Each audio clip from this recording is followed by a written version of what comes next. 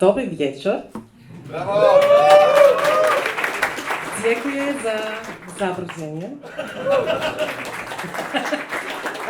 Okay, usually I try to know a bit more about the language when I visit a country. I'm sorry I didn't have enough time to pick a lot of Polish up, and I'm very honored to be here, and I also want to thank you in advance that you are so open-minded, that even though the majority of you is local, and that you are open to invite international guests, and that you're willing to do the whole thing in Polish.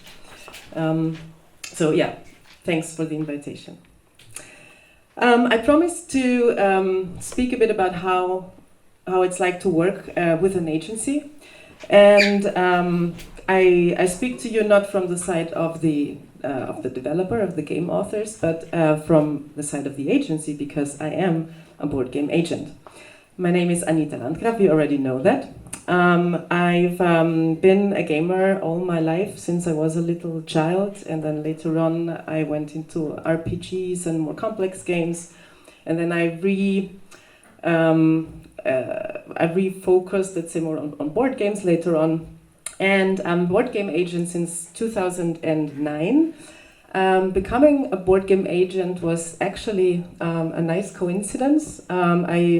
I was working as a manager in a board games cafe during my studies at university, and there was a group of board game designers managed kind of by the board game agency White Castle Games, and they came to our board game cafe every Monday evening and tested their games. So a bit like the Pamper group, they self-established their test group, but at some point they realized that only one of them had the possibilities to visit all the events, visit all the fairs, and who had also enjoyed pitching games and doing other organizational stuff that you have to do. And this is when the agency was founded by Ronald Hofstetter. That was in the early 2000s, and actually he was a board game designer himself. So after he hired me, or I think even at the moment he hired me, he already had the plan to give it over to me, going back doing board game designs, because it's a different thing being an agent and being a board game designer. And so in 2009, I bought the agency from him, and since then I'm happy to call myself the Queen of White Castle.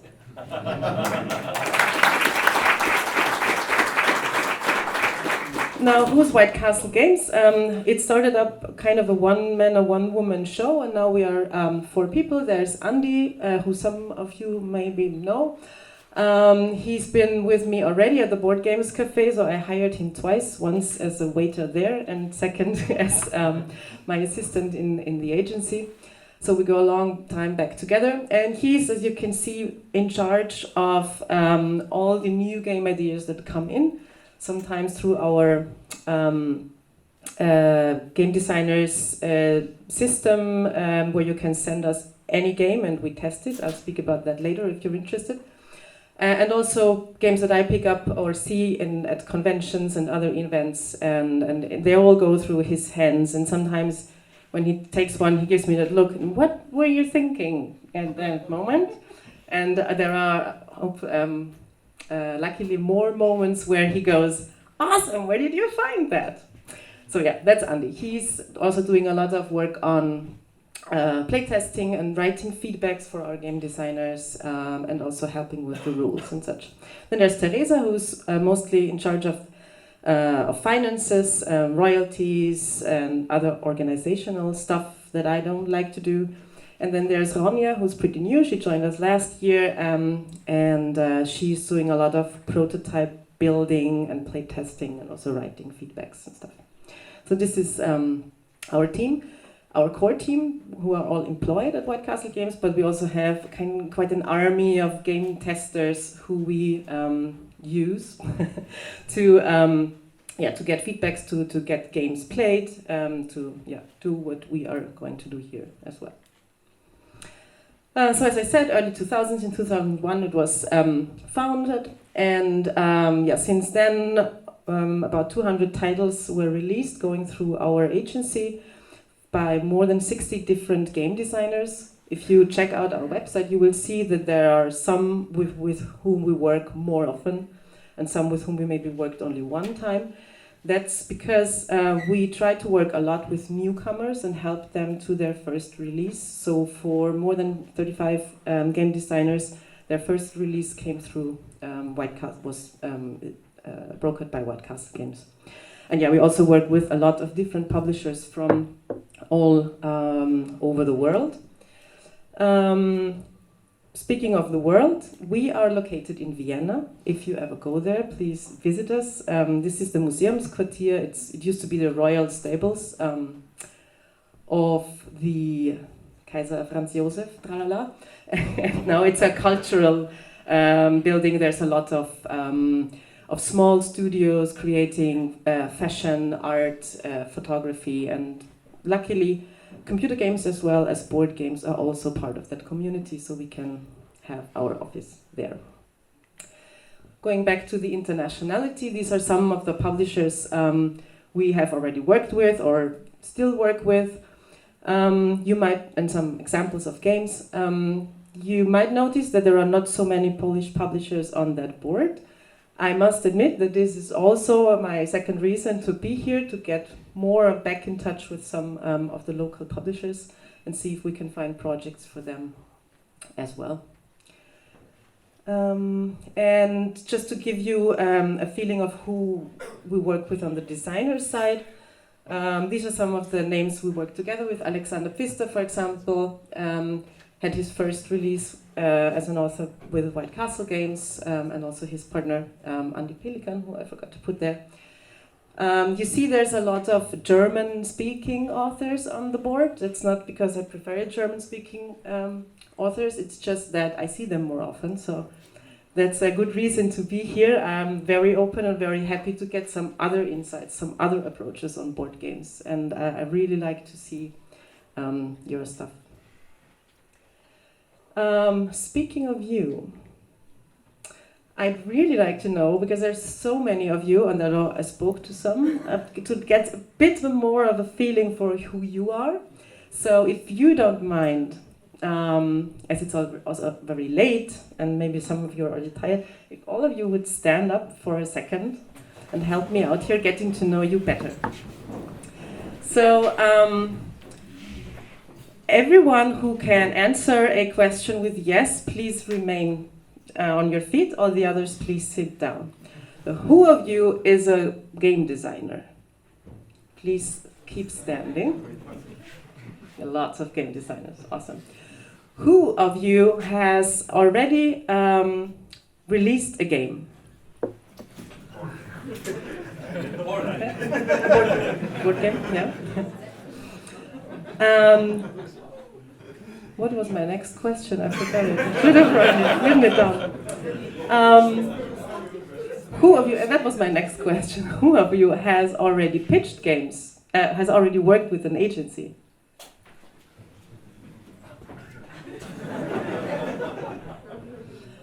Wojtek, wstań, jesteś agencją. Ja pracuję z tobą. And who has already worked with us? Okay. Thank you for helping me out here. I just wanted to get an impression also of where at which stage of your life as a board game designer you are. So I now know that there's still a lot of you who are working on their first release, but also some who are very experienced. No matter which stage you are in, there's like very simplified, there's two things you all have to do, and that's create a good game and deal with publishers. That's the two things you need to do to get a game published. It's as simple as that, yeah. Now, we, fortunately, have it even simpler. We just look for good games and deal with publishers. Actually, and that's maybe particularly interesting for the newcomers, we also look for good game designers, not only for good games. So if we sign a game, we only sign one game, not everything that will come in the future from a game designer, but we really try to to establish good relationships and work together also in the future with game designers. Even if they then, I don't know, make some projects on their own without using an agency, that's all right. We have a lot of examples for that. That's totally okay. But there's game designers who maybe just for one game need some of the things we offer. Particularly with the newcomers, it's very often a problem to deal with publishers because they don't have the access, they don't have the knowledge, who's around, who's looking for what. And this is something that we focus on. What we don't do, we don't create games. So we are not the game designers. Even though we will help you, particularly for the newcomers, we will help you in the game design process. It will still be your game and you will have to do the creational work. You remain the game designers. And what we also don't do is we don't pitch any game. We don't take any game. So I sometimes give very clear feedback on games. I hope you don't mind that. I always try to be respectful. But we cover a broad range of game categories that we look for, but our focus is on mass market games for kids, for families, maybe up to the lower Kennerspiel level. Anything that's more complex, takes more than an hour, will not be for us. If we have the time, I can still play test some of those games. If you're interested in my feedback as a gamer and with my experience of the industry. We also select our games. So in this sense, we work similar as a board game publisher. First of all, we look at game ideas, we play. If we like something, we test it. If we still like it, we test it more often. It's a very similar process. We just don't go through the development process to the very end like a publisher does. Now, once we have decided to work with a game, we offer the designer a contract. If you want to learn more about that, we can speak about it later. If we come to a deal, we license the game idea from the author, and then we deal with the publishers. So what we do is, on this side of the two simple tasks that every game designer has to do, we do a lot of research. So we are constantly checking who releases what are current trends. We are constantly in touch with the editors inside big publishers like Hasbro and Mattel or Ravensburger, as well as small local publishers like, I don't know, One More Time Games from Vienna. And we also check their websites, test new games that were released. So we really try to have a good feeling for what a publisher might be looking like. And based on that, we make a selection of prototypes that we show to a publisher. So we don't have all our portfolio and meet every publisher and show each publisher all of the concepts that we signed. We really make a selection, reasonable selection for each publisher, thinking on the one hand, which would be a good publisher for the game, and on the other hand, which would be a good game for the publisher. So we think in both ways here. And then we do the pitching. Some of you know me, have already met me in the pitching meeting. We try to attend a lot of events. We also, during the pandemic, of course, used online options to pitch prototypes.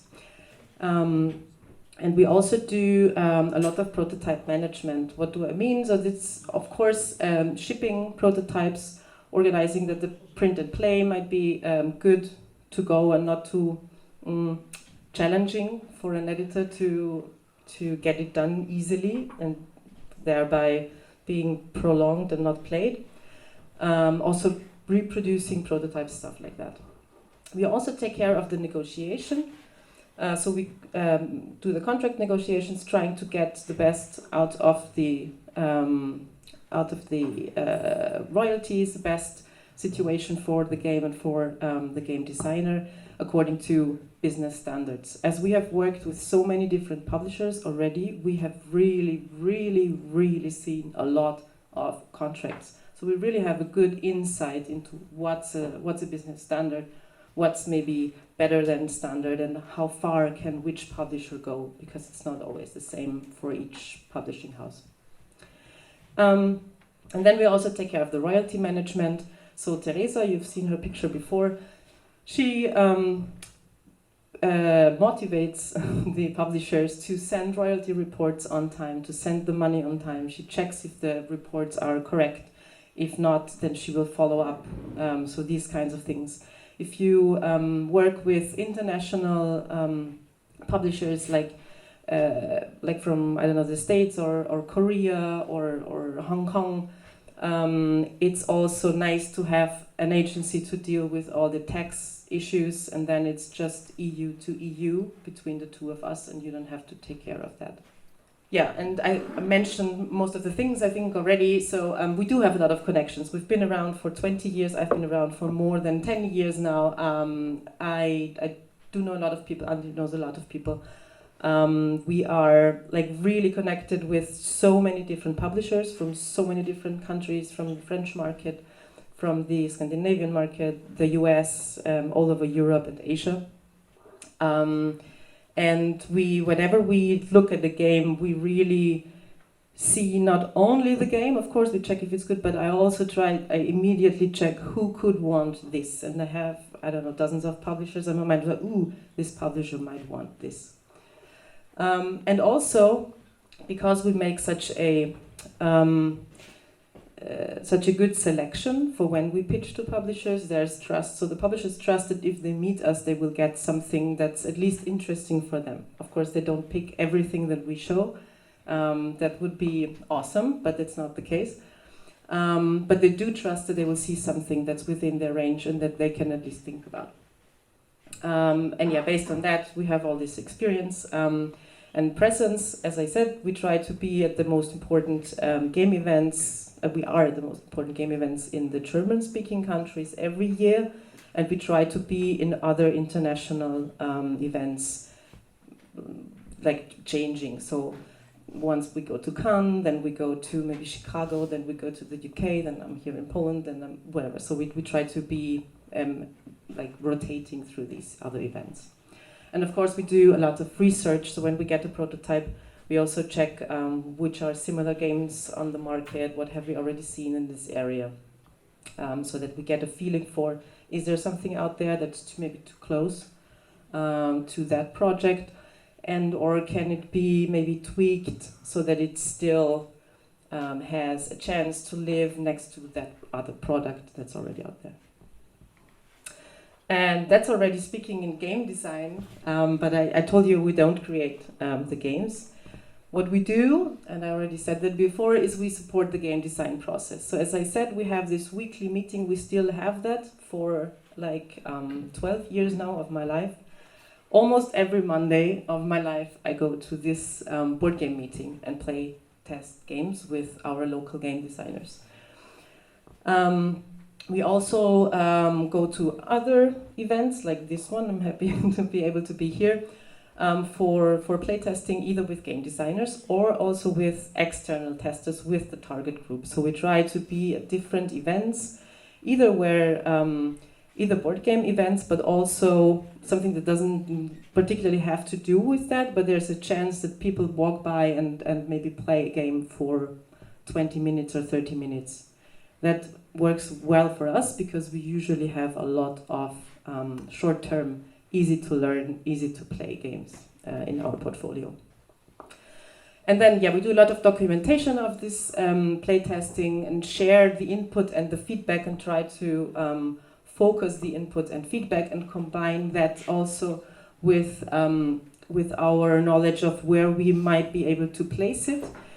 Also identify flaws in the game design and make suggestions of maybe possible solutions, help to find solutions, support whatever you need in the prototyping process. It can also be if you have a problem with, I don't know, some materials, it's too many, how can they be reduced or whatever, if you need a 3D printing or laser cutting or whatever, rule writing, we are here. So we try to see what each game designer needs, and usually each game designer needs something different. Even each project might need something different. So maybe a game designer has easily managed the prototype building on one game but didn't in the other. Then we try to be there and support with everything that we can do. Also, after we sign the game to a publisher, we also support the final development with the publisher. There's also very different changing ways of doing that. We have projects where there's a really game design community-like vibe, like right now with, for example, Cosmos, where we meet regularly online and go through our experience, the game designers, the publishers, and us. And we have other cases where the game designer, I guess you are not the ones, but the game designer just had this one idea, wants it to be released, and really doesn't care what it looks like in the end, but let them do it, so then we will handle that too. And we will also help the game designer make the publisher understand the designer's vision of the game, if that's something that's needed, which is sometimes needed. Hard facts, I guess, and I didn't speak about hard facts yet. So if you work with us, we will offer you a license contract. So we license the game, the rights on the game, exploitation rights on the game from you, and it's an exclusive contract. So if you decide to work with us as an agency, you will not be allowed to pitch the game yourself in the future for the term of the contract. If we successfully sign the game with a publisher, then we get a share, so you don't have to pay us in advance. Only in case of success, we get a share of your share. And depending on the status, there's a different rate for that. So usually if it's the first time cooperation with an author, it's a 40% share for the agency. If we have already worked with an author, or if they attend our weekly meeting, then it's a 30% share. And the 20% is usually for a game that's already been published and an author needs maybe wants it to be reprinted and is looking for a new publisher and can't find it. Or if the game is published in a specific market and is looking for a publisher in different countries, then it's a 20% share. And also the contract is mostly it's an 18 months contract. So if we don't get the game signed within these 18 months, then you can get the rights back. And they just go back to you, and you can still continue your journey for the game on your own and try to find new ways to get it published. So what I think that most of our game designers seek from us is focus on the creativity and focus on the game design process. And so my message to you here is that if you want to focus on the game design process, think about hiring us to take care of the pitching and the annoying organizational stuff. And I hope I'm getting some more laughs now. Dziękuję za uwagę. Thank you for your attention.